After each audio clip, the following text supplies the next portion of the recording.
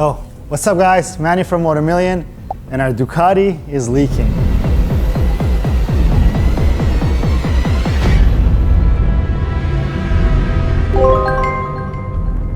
I have a smile on my face. I don't know if I should be crying or not because this bike has 335 miles. While we were working on the bike, we realized that actually Hector showed me that there was some drops of oil that he found on our lift. And I was in denial. I kept on saying it's brake fluid until today we verified that unfortunately our oil pan is leaking. In this case, well, the bike's under warranty. We could take it to the dealership. I kind of like to work on my own stuff. I don't like to take this stuff to anywhere else. I'm going to start tearing this bike apart to pull the oil pan off, and it just seems like it doesn't have a good seal on one of the corners of the oil pan, and that's why we're getting a leak from. We just pulled the bike out to warm it up.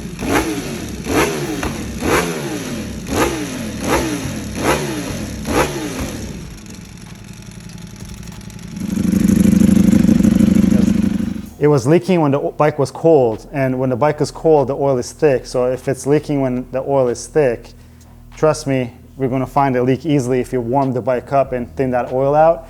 And if you come right over here, I'll show you where the leak is. It is clear. We just started the bike. The bike's actually still hot, and it is weeping tears of oil. And as you see already here, and if I go like this, it is pretty wet. What's bugging me is the fact that I gotta pull the exhaust off because the oil pan bolts are not accessible and they're under the exhaust. But we're gonna turn this into a video. At least we get to do a video for you guys to see what is required to reseal your oil pan if you ever get a leak. I don't know if I'm gonna start off right away because the bike is still hot, but we'll get back, we'll get the bike set up and we'll start tearing it down for the oil pan resealing. 3 weeks later. I gotta take the exhaust off. I was hoping that you're gonna say you'll take it off for me, but let's see.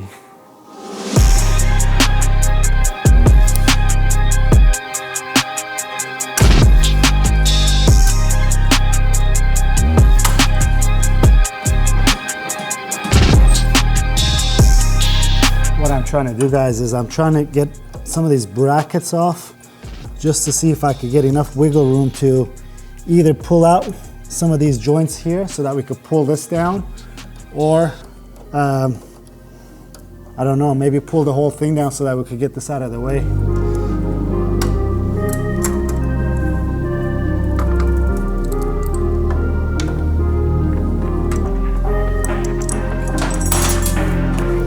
That's how we got it. Awesome. This is why you use your silicone anti-seize in case you got to take it apart.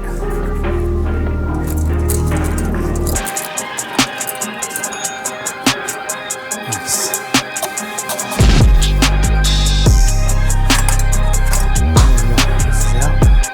Look at how nice and blue this is.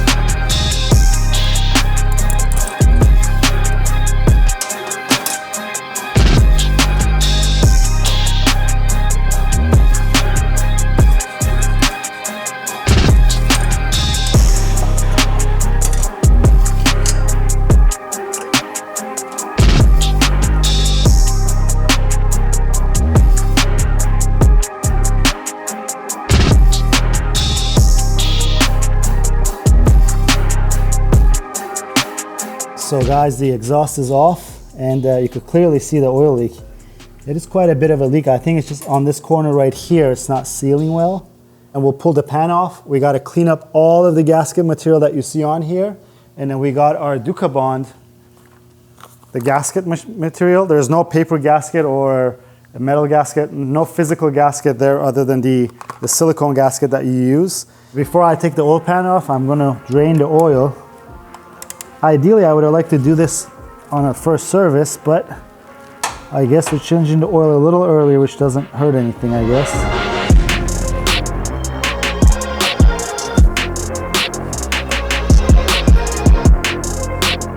Guys, luckily we have access to the service manual from Ducati, and I printed off the removal and installation of the oil sump.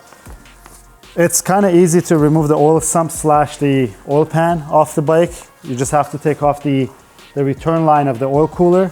But what I really wanted to see is, because when you do the bolts on these, when you put them back on, obviously there's a torque spec, but on engines there's also a tightening spec in terms of the rotation of how you're supposed to tighten it. It's not that clear over here, probably because it's black and white, so it goes pretty much crisscross. So 1, 2, 3, 4, 5, 6, 7, 8, 9, 10, 11, 12, 13, 14, 15. So they first want you to tighten the corners crisscross, and then you just continue on clockwise with putting the bolts back on there. But we're gonna let this drain. We're gonna pull this oil line off, and then we're gonna start undoing these bolts to get the oil sump off. And then we'll change our oil filter, and then we'll clean up all of this old gasket. Then we'll reapply the sealant. Also, that's another thing that I wanna show you. It's very useful to have access to this to the service manual, because it shows you on what to follow, what path to follow. And one other thing is that it also has the warning on here. When you're applying the sealant, you don't want to put too much, because if you put too much, it's okay if it squeezes out towards the outside of it, but if it squeezes out inside, there's a possibility that it's going to get loose and it's going to go in your oil, and then it'll start clogging your oil pump filter, because there's an oil pump inside that pumps the oil throughout the engine, and it goes all through the system and comes back. But let's start on this. Hopefully we'll get this sealed up and continue on.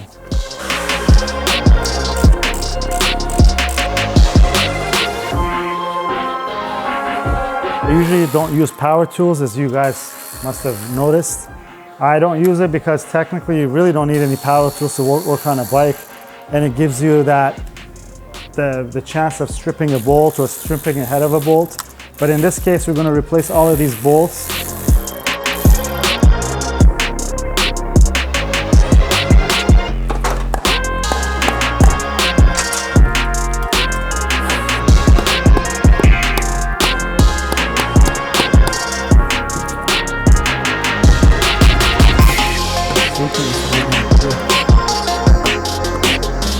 There we go. See, it has a guide pin on this side. Well, the oil pan is off, and there's still a lot of oil in here.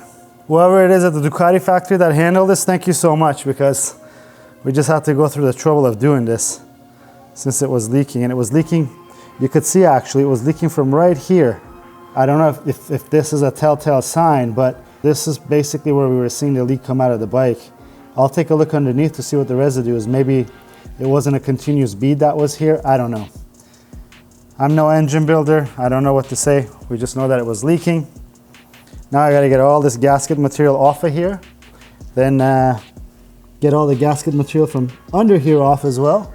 And we're gonna put our duck bond around it as the manual states. Put it back up there, and hopefully it's sealed once it dries.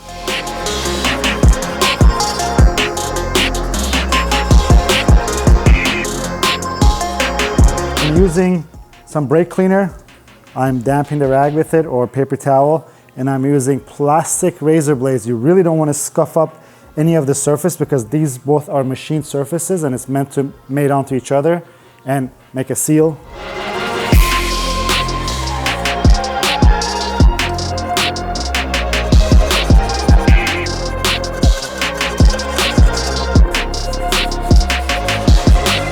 Guys, a little bit of YouTube magic, new set of clothes. But what I did was I cleaned off this gasket material off of our oil pan, and then I cleaned it off from the bottom of the block. What I'm doing right now is I'm taking some alcohol and wiping it all off. I want to make sure that this 3-bond adheres properly before we put this on, because the last thing we want is to put this thing all together and find another leak. Fingers crossed. I guess that's the theme of this video, is fingers crossed and toes crossed too, that it's not going to leak. Let me make sure that I'm focused, because we have our super duper little torque wrench here. This costs an arm and a leg, and it does very small torques, and also does the degrees too, because I think it's 3 to 3.5 Newton meters plus 90 degrees. That has to be on here. And then I'm going to apply the bead of the sealant on here and get it on the bike.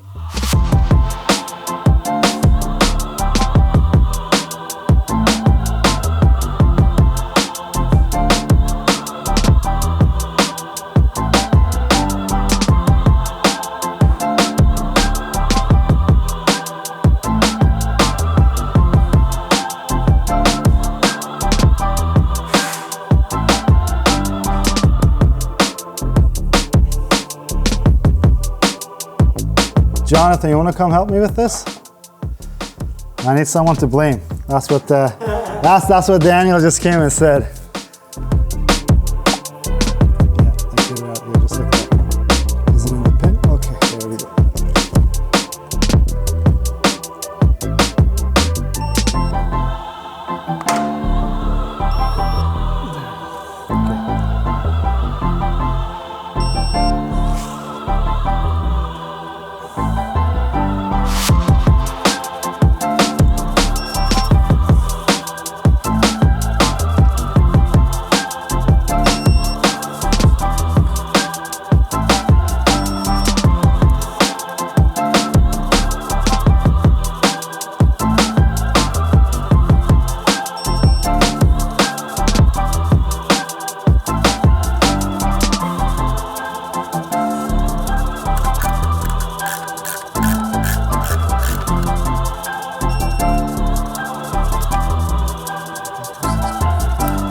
So guys, I'm smiling. It's a little stressful. I don't do this every day, and I think I'm too much of a perfectionist for my own good. The cleaning part and getting everything right was a little stressful for me, but we did it. It's on there, it's torqued. And let me show you this torque wrench, because this is pretty cool, and I'm sure we're gonna get some questions. And the cool thing about this torque wrench is that it does those very little torques. It was 3 to 3.5 Newton meters plus a 90-degree torque that it wanted. So as you see, you could set your torque setting right here. This is set at 10 Newton meters because we did our oil return line for a cooler over here. That was 10 Newton meters. So we did that, but what we're doing, if you saw in the video, was we're torquing it to the 3 to 3.5 Newton meter torque specified in the booklet, but also it wants you to torque it another 90 degrees. So this tool has the ability to do those degrees, and if you take a look, when you press this enter button, it goes into the angle mode, which the light will turn from yellow to green, meaning that you torqued it right, and then you'll tap this enter button, and then it goes into the angle mode, so you go 90 degrees on it, and when it's green, it means that the 90 degrees is done. So this is a cool little tool, pretty expensive little tool, but hey, I think, you know, we use various torque wrenches throughout, and some of the stuff is not so crazy for it to be accurate, even though the stuff that we have is really accurate. We research what we buy, but when it comes to doing stuff like this, you really want to make sure that you have the proper tools for it. You could probably eyeball the 90 degrees, I think, if you mark stuff, but stuff like this makes it a lot easier. And I think that's going to be it for this episode, guys, because the cure time on this sealant is 24 hours. Before I touch it even, I just want to let it cure. But on the next episode, you could expect us to put our carbon fiber subframe on there. It's long overdue. I'm going to keep my promise. This will be a full carbon SP2 with the exception of this beautiful fuel tank we have on there. So on the next episode, you can start to see this thing going back together, and with some fluid in there, hopefully it's going to seal. But until then, if you like the video, please give it a thumbs up. If you have any questions or comments, leave them down below. Until next time, guys, have a great one.